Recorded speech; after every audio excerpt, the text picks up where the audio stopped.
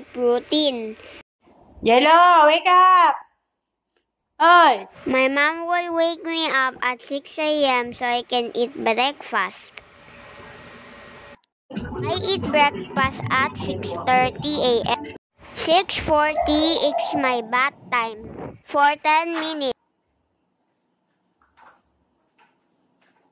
6:50 is when I'm going to wear my uniform. Hello everybody, today I'm going to wear my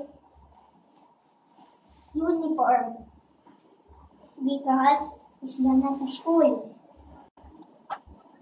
I need to dress up for at least 10 minutes.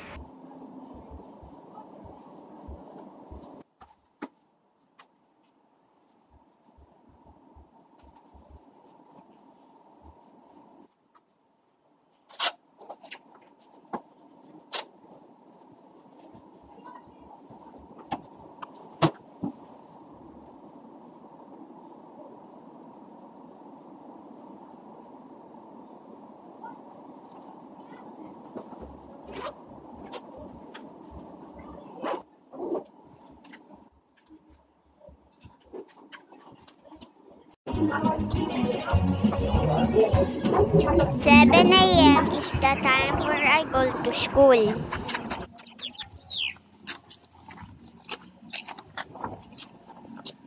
Babay ka na kay Mami.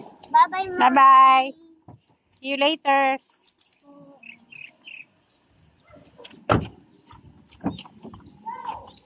Bye. 3 to 5 p.m. is my free time. My free time is watch TV and play blocks. At 8 p.m. I will study and read my books. I will write in my notebook. 10 p.m. is time to sleep. Bedtime, time to sleep.